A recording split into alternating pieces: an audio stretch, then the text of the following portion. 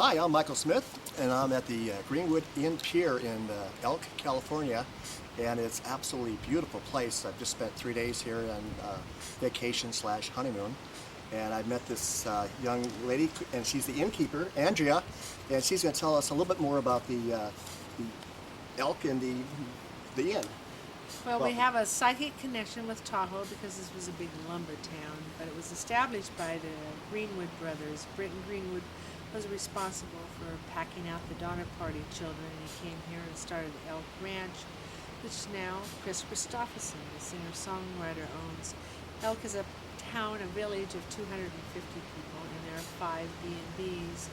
This particular complex, the Greenwood Pier Inn, was the inspiration of Kendrick Petty, who came here in the early 60s and started the bed and breakfast, but it's composed of historic architecture located on the old Greenwood Pier site and magical sea castles and cabins. We have a cafe and with a stellar chef. He was private chef to the San Francisco Giants and is classically trained in French cuisine. He prepares our breakfasts and lunches and dinners here. We have 2 wonderful gift stores at the Country Inn. We have a garden shop that was the site of a famous old brothel, so now it's a garden shop, and we say we're still in horticulture. Yes, you are. And then we also have a boutique called the Country Store, and we do fashion. Some artwork. I host a couple of conferences here, like a plein air conference, watercolor. Mendocino Coast is filled with a lot of cultural events. There's a lot of writers and artists here because it's so beautiful.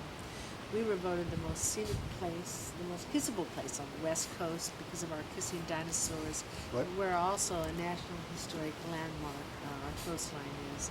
So that was a wonderful aspect. Well, back behind you there's a hot tub. You can enjoy a glass of wine in the hot tub and look at the sunset as you're enjoying the ocean. And behind me there's kissing dinosaur formations and caves, and we just had some kayaks go by, and I believe earlier I saw some people diving for abalone. Yes, abalone. And Abalone. We're right in the root of the whales. They're birthed in the Sea of Cortez, and they go up to Alaska for the summer. So we do a lot of whale watching. Now, when exactly is the whale watching? Deborah and I want to come back. Yeah, it's in March, and they are coming up from the Sea of Cortez, going up to Alaska, and then now they're traveling back to the Sea of Cortez. And they're humpbacks and gray whales. The blue whales go to Hawaii. Well, Deborah and I had a chance to walk around Mendocino, and it's a beautiful little artist community, and there's a lot of we found a store that people make their own perfumes and make their own stereo speakers, and it was just very beautiful, and just a lot of places there to gift shop and just have fun walking around a nice, beautiful little town. And we also went to a place south of here called Point Arena, and went up a lighthouse of 145 stairs, and you had photography views like you wouldn't believe of all the rock coast. And we also went to a wharf down there and had a fantastic lunch. And coming back here, we were full, and tell you how good her chef is, Rocco. We had eaten a beautiful breakfast. This is a B&B, and we had to come back for his soup because we were already full, but his soup is so good that she had to come back, and we had soup even though we were full, and it was that good. And Bill took care of us. He was the waiter, and he gave us plenty of trivia for the area. And I think one of the things he said was Jack London wrote "Call the Wild" across the street. Yes, that's correct. And I can see how you could, if you're an artist and or a writer. I went through the travel book where people write what their feelings, and there's more than one person that said, "Well, I'm gonna go back and write my book," and they're inspired by this place. It inspires inspiration, and during the book, people like me are on their honeymoon. Other people are here are grieving for a lost loved one. Yes. Other people are here for birthdays and anniversaries, and I already know I'm going to be back here for an anniversary. This is one of those places that just has real positive karma, and I guess the previous owners spent 42 years here sculpting things from flowers into this beautiful part of the world. I mean, they just made, you could tell everything's with love and feeling. Every little nook and cranny around this place is absolutely perfect, and hopefully my still pictures will do its justice later on in the show. But I just think when you leave, within probably an hour of here, you're running into small country roads. There's none of that traffic stuff, and you start to relax. And I swear, this is our third day, and Deborah and I are actually different people. It really did change us. Her face is so relaxed. It's like a world that you have to check out. And I do appreciate you and your staff. They're lovely. We have a family of girls, a mother and 3 girls, and they're wonderful. And then also with the 2 gift stores, we have wonderful people that assist.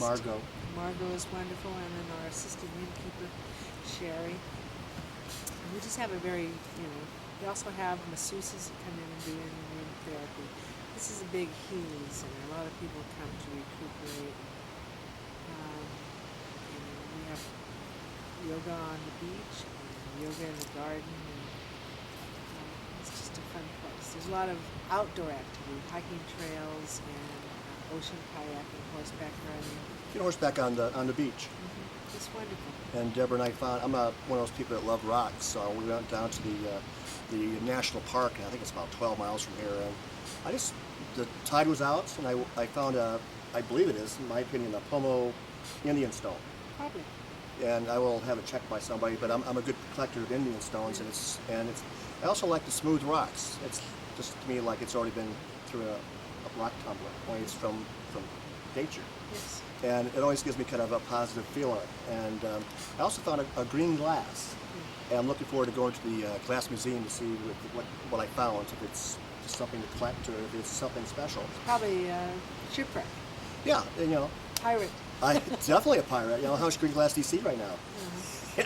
But in any case, if you want to revitalize, I guess the first morning I was here, I'm going, that's a hummingbird. That's a butterfly. And they're everywhere. And you have to duck sometimes because they're going so fast. And there's also some kind of species of sparrow that, I don't know what it is, but I thought it was a hummingbird sitting for a while. But it's just a magical place. So I highly recommend it if you need to revitalize your life. And I also read in one of the books in the room that a guy came with his wife and he goes, they're fighting over the remote control. And then he figured out there wasn't a TV in the room. And he said, I thought I loved my wife still.